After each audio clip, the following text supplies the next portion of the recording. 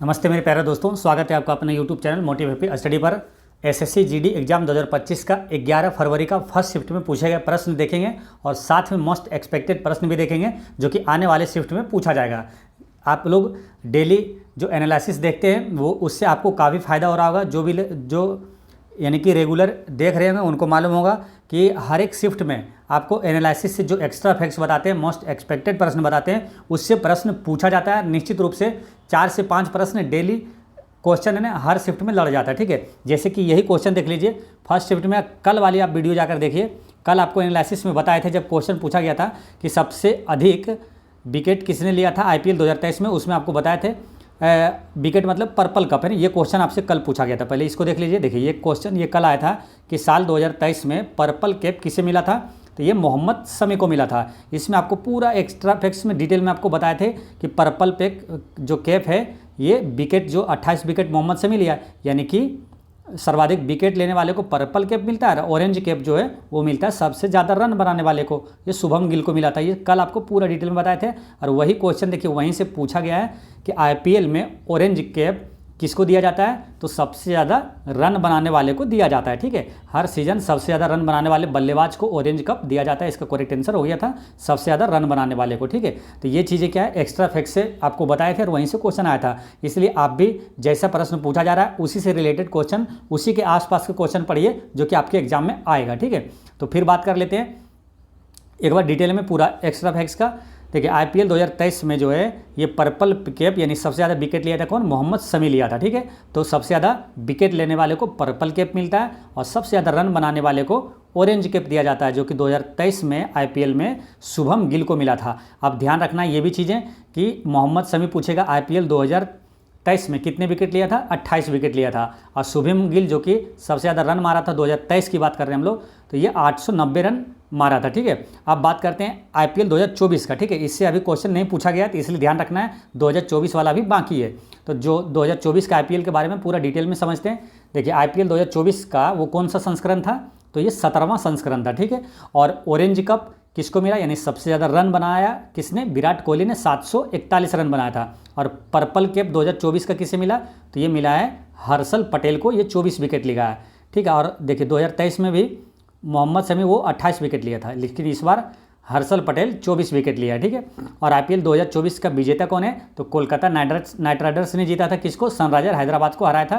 कितने, 8 विकेट से हराया था, ये भी ध्यान रखना है। चलिए नेक्स्ट क्वेश्चन क्या आया था कि बांग्लादेश में तख्ता पलट के बाद शेख हसीना जब भारत आई तो वो सबसे पहले किस प्रशासनिक अधिकारी से मिली, तो अपना देश का जो राष्ट्रीय सुरक्षा सलाहकार है एनएसए अजीत डोभाल से ये मिला था। ठीक है, अब एक्स्ट्रा फैक्ट्स में आपको ये चीज़ ध्यान रखना है कि बांग्लादेश का आधिकारिक भाषा क्या है, तो वो है बंगाली। ठीक है, ये सब चीज़ें ध्यान रखना है आपको। बांग्लादेश का प्रमुख धर्म पूछे तो इस्लाम है। बांग्लादेश का सबसे प्रसिद्ध बंदरगाह जो है चटगांव बंदरगाह। बाकी बांग्लादेश की राजधानी आपको मालूम है ढाका है और मुद्रा का नाम है टाका। ठीक, नेक्स्ट क्वेश्चन है राष्ट्रीय आपातकाल के दौरान किसके द्वारा किसी राज्य विधानसभा की अवधि को बढ़ाई जा सकती है, तो संसद द्वारा ये बढ़ाया जा सकता है। देखिए राज्य विधानसभा की अवधि बोले या तो लोकसभा की अवधि बोले, ये संसद द्वारा ही बढ़ाया जा सकता है। ठीक है, तो राष्ट्रीय आपातकाल के दौरान संसद द्वारा राज्य विधानसभा के कार्यकाल को बढ़ाया जा सकता है। यह कार्यकाल आपातकाल खत्म होने के बाद अधिकतम 6 महीने तक बढ़ाया जा सकता है। आपातकाल के दौरान संसद द्वारा लोकसभा के कार्यकाल को भी बढ़ाया जा सकता है। नेक्स्ट क्वेश्चन आया था क्या, संविधान का भाग 4 किससे संबंधित है। अब इसका टॉपिक आपको पहले हम बता चुके हैं, ट्रेंडिंग टॉपिक है, इससे क्वेश्चन आएगा। जाकर वीडियो देखिए, लगभग 4-5 दिन पहले आपको संविधान भाग अनुच्छेद और अनुसूची का वीडियो आपको डला हुआ है, अपलोड किया हुआ है, वहीं से प्रश्न पूछा जा रहा है। इसके बारे में पूरा डिटेल में आपको संविधान से जितने भी क्वेश्चन आ रहा है सिर्फ वही वीडियो से आ रहा है। आपको टेलीग्राम पर भी आज भी शेयर किए हैं। ठीक है, जाकर देखिएगा संविधान भाग अनुच्छेद वाला, वहीं से ये क्वेश्चन पूछा गया है। ठीक है, तो इसके बारे में डिटेल क्या बताना बताया हुआ है। ठीक है, उस वीडियो देखिए, जो लोग नहीं देखें जरूर देखिए। आपका नंबर जैसे यहाँ से 1 नंबर रखा हुआ है उस वीडियो में। ठीक है, इसलिए वहाँ जाकर जरूर देखिए जो नहीं देखें। तो ये पूछा था भाग 4 किससे संबंधित है, तो डीपीएसपी से संबंधित है। डीपीएसपी का फुल फॉर्म क्या होता है, directive principles of state policy, यानी कि राज्य के नीति निर्देशक तत्व ये संबंधित है। भाग 4 में अनुच्छेद 36 से क्या बने और ये कहाँ से लिया गया, तो ये आयरलैंड से लिया गया है। इसी तरह भाग 4 से है के पास ही है कौन, भाग 4 का ए है, उसमें क्या है, तो मूल कर्तव्य है। अनुच्छेद 51 का ए में है और ये मूल कर्तव्य कहाँ से, रूस से लिया गया है। ठीक है, तो संविधान का भाग 4 का ए किससे संबंधित है, तो मूल कर्तव्य से संबंधित है, जो कि रूस से लिया गया है। ठीक है, तो ये सारी चीज़ें आपको ध्यान रखना है। बाकी वो वीडियो देखिए, पूरा एक भी क्वेश्चन वहाँ से नहीं छूटेगा, संविधान या अनुच्छेद या तो भाग एक भी प्रश्न नहीं छूटेगा, या तो अनुसूची से पूछे। ठीक है, चलिए नेक्स्ट क्वेश्चन है कि कौन सी क्रांति शहद के उत्पादन से संबंधित है। तो ये शहद उत्पादन से संबंधित है स्वर्ण क्रांति, या तो पूछे मीठी क्रांति का संबंध किससे है, तो शहद उत्पादन से है। तो ये चीज़ ध्यान रखना, क्रांति से भी क्वेश्चन ये पहली बार नहीं है, बल्कि ये लगातार ये भी पूछा जा रहा है। तो इसका क्रांति के बारे में पहले भी आपको डिटेल में बताए हुए हैं। जो लोग भी एक भी वीडियो मिस किए हैं जाकर जरूर देखिएगा, सभी एनालिसिस का आपको देखना है। क्वेश्चन वहाँ से कम तो 5 से 6 क्वेश्चन आपका लड़ जाएगा। ठीक है, क्रांति के बारे में आपको फिर एक बार बताते हैं। देखिए, इससे ज़्यादा आपको क्रांति के बारे में डिटेल में बता चुके हैं पहले भी।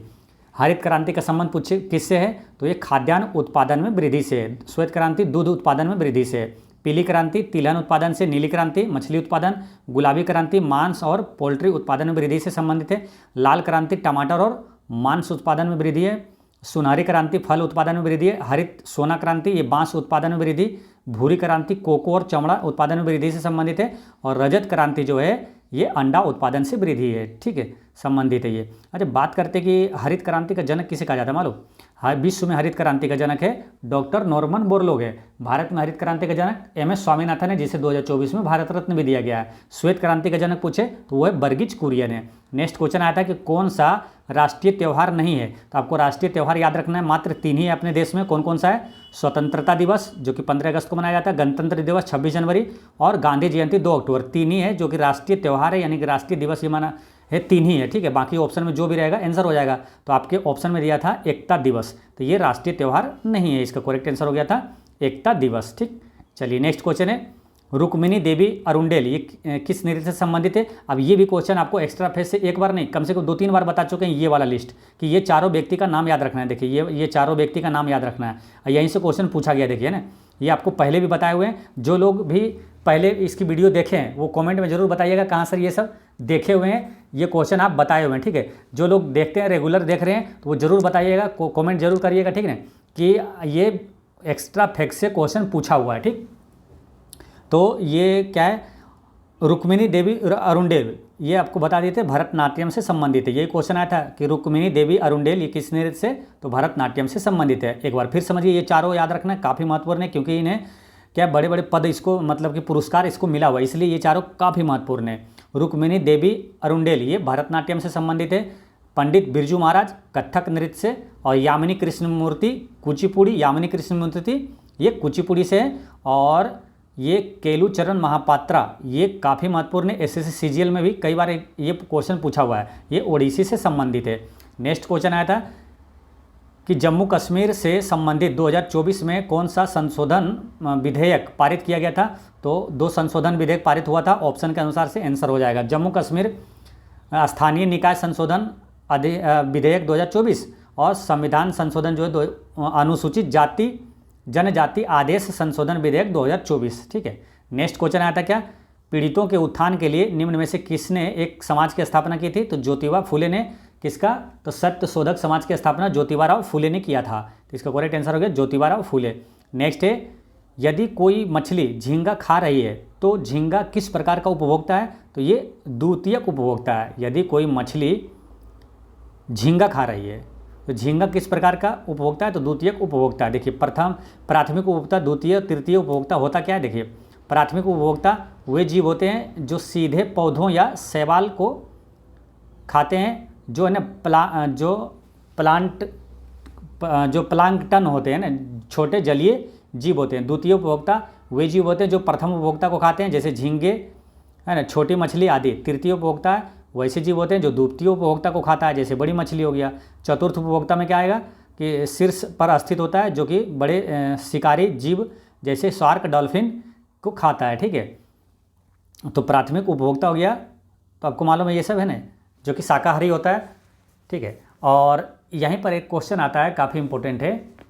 अच्छा, ये उपभोक्ता हो गया। उत्पादक में क्या आएगा, उत्पादक में जैसे घास पेड़ पौधे ये सब उत्पादक में आ जाता है। ठीक है, अच्छा ये एक क्वेश्चन आता है कि जो खाद्य श्रृंखला में है, एक पोषी स्तर से दूसरे पोषी स्तर में जाने पर ऊर्जा का कितना प्रतिशत हस्तांतरण होता है, तो ऊर्जा का 10% स्थानांतरण होता है। ठीक है, ये याद रखना काफ़ी महत्वपूर्ण है। और ऊर्जा का 10% स्थानांतरण का नियम किसने दिया था, तो लिंडमैन ने दिया था। ये भी याद रखना है, लिंडमैन ने, ठीक है। तो ये काफ़ी इंपॉर्टेंट है, ये ध्यान रखना है। नेक्स्ट क्वेश्चन है साल 2024 में, देखिए क्वेश्चन आपको शायद ये पूछा गया था कि साल 2020 में भारत में शिशु मृत्यु दर कितनी है, तो 28 थी, ठीक है। 1000 जीवित मतलब पर क्या है 28 की मृत्यु हो जाती है, ये साल 2020 की है। अब एक्स्ट्रा फैक्ट्स में आपको याद रखना है कि साल 2024 में शिशु मृत्यु दर 1000 जीवित जन्मों पर कितना थी, तो 3.9 है साल 2024 का, ये याद रखना है। यह पिछले साल यानी कि जो 2023 का था 3.8 से अधिक है, ये शिशु मृत्यु दर 2024 में 3.89 है, ठीक है। आपको आया था क्वेश्चन ये वाला 28 वाला, ठीक है, जो कि 2020 का है। नेक्स्ट है भारत में कौन सा मंत्रालय जनगणना संचालित करता है, तो जनगणना का ये गृह मंत्रालय संचालित करता है। भारत में पहली बार जनगणना कब हुआ था, 1872 में हुआ था, लॉर्ड मेयो के समय हुआ था, ठीक है। और नियमित जनगणना की शुरुआत 1881 में हुआ, लॉर्ड रिपन के समय हुआ, ठीक है। जनसंख्या का महान विभाजक वर्ष किसे कहा जाता है, 1921 को, और लघु विभाजन वर्ष 1951 को कहा जाता है, ठीक है। तो ये सारी चीज़ें आपको याद रखना है। नेक्स्ट क्वेश्चन है कि डीजे वाले बाबू गाने के सिंगर का नाम क्या है, तो ये है बादशाह, यानी कि इसका रियल जो नेम है आदित्य प्रतीक सिंह है। नेक्स्ट क्वेश्चन आया था क्या कि बहिष्कृत भारत समाचार पत्र की स्थापना किसने किया था, भीमराव अंबेडकर ने किया था। ये भी क्वेश्चन आपको एक्स्ट्रा फैक्ट्स में बताए हुए हैं, ठीक है। इसको पहले समझिए, उसके बाद बताते हैं कि कहाँ पर बताए थे। देखिए डॉक्टर भीमराव अंबेडकर ने इसका किया था, यह मराठी भाषा का पाक्षिक समाचार पत्र था। इसका प्रकाशन 2 अप्रैल 1927 को हुआ था और यह समाचार पत्र बम्बई से प्रकाशित होता था। अब देखिए ये एक्स्ट्रा फैक्ट्स आपको कब बताए थे, भीमराव अंबेडकर के बारे में पूरा डिटेल में बता दिए थे, ठीक है। जब वो क्वेश्चन एक आया था कि महाड़ सत्याग्रह कब हुआ था, जो लोग रेगुलर देख रहे हैं उनको अब याद आ गया होगा, महाड़ सत्याग्रह किसने किया था, ये क्वेश्चन आया था। तो ये भीमराव अंबेडकर ने किया था। तो भीमराव अंबेडकर के बारे में पूरा आपको डिटेल में बता दिए थे कि ये एक बार फिर समझिए। देखिए भीमराव अंबेडकर ने 2 सत्याग्रह किया था, एक महाड़ सत्याग्रह और एक था कालाराम मंदिर सत्याग्रह, जो कि 1930 में किया था कालाराम वाला, और ये वाला सत्याग्रह महाड़ सत्याग्रह ये 1927 में ही किया था, ठीक है। तो ये चीज़ें ध्यान रखना है। बात करते हैं भीमराव अंबेडकर का, इनका जन्म कब हुआ था, तो 14 अप्रैल, ठीक है।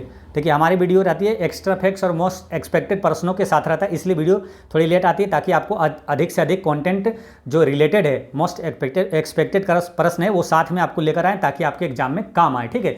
बहुत जल्दीबाजी में नहीं कि आपको आंसर बता दिए, वो नहीं चीज़ें। मेरी वीडियो लेट से आएगी लेकिन काम क्या आएगी, व्यू जाए या ना जाए लेकिन आपको काम आए, ये हमारा मेन उद्देश्य रहता है, ठीक है। जैसे भीमराव अम्बेडकर के बारे में आपको पूरा डिटेल में बताते हैं, अब बताएंगे तो टाइम तो लगेगा, ठीक है। उसको डाटा तैयार करने में भी चीज़ें लगती है टाइम। तो जैसे भीमराव अम्बेडकर का जन्म 14 अप्रैल 1891 में हुआ था, कहाँ हुआ था, तो महू मध्य प्रदेश में हुआ था, ठीक है। भारतीय संविधान का जनक कौन थे, तो ये भीमराव अम्बेडकर ही थे, ठीक है। और बहिष्कृत हितकारिणी सभा, इसकी स्थापना जो किया था किसने, तो ये भीमराव अम्बेडकर ने किया था, 20 जुलाई 1924 को किया था। कब किया था, 1924 में। बहिष्कृत हितकारिणी सभा एक है, ठीक है, ये तो समाचार पत्र है, एक सभा भी है, ठीक है। बहिष्कृत हितकारिणी सभा की स्थापना 1924 में हुआ था। अच्छा इसी तरह एक और है कि अनुसूचित जाति महासंघ की स्थापना किसने किया था, तो भीमराव अम्बेडकर ने किया था। अनुसूचित जाति महासंघ की स्थापना भीमराव अम्बेडकर ने किया था, 1942 में किया था, ठीक है। अच्छा हिंदुत्व का दर्शन, ये पुस्तक के लेखक कौन है, तो भीमराव अम्बेडकर है। हिंदुत्व का दर्शन पुस्तक के लेखक भीमराव अम्बेडकर है। जाति प्रथा का विनाश पुस्तक के लेखक कौन है, तो भीमराव अम्बेडकर है। जाति प्रथा का विनाश यानी एनिहिलेशन ऑफ कास्ट के लेखक भीमराव अम्बेडकर है। प्रारूप समिति के अध्यक्ष पूछे तो भीमराव अम्बेडकर हो जाएगा। पूना पैक्ट किसके बीच हुआ था, तो गांधी जी और ये भीमराव अम्बेडकर के बीच हुआ था 1932 में पूना पैक्ट, ठीक है। इतने सारे इंपॉर्टेंट चीज़ें याद रखना है। नेक्स्ट है हरित क्रांति के बाद किस क्रांति में फल और सब्जियों के उत्पादन को बढ़ावा दिया गया था, तो सुनहरी क्रांति में। नेक्स्ट क्वेश्चन क्या था, निम्न में से किसने लगातार 5 दिन डांस करके गिनीज वर्ल्ड रिकॉर्ड में अपना नाम दर्ज किया था, तो सृष्टि जगताप ने किया था। ये महाराष्ट्र के लातूर की है सृष्टि जगपात, जो कि 127 घंटे लगातार व्यक्तिगत डांस का नया विश्व रिकॉर्ड बनाया था सृष्टि जगपात ने।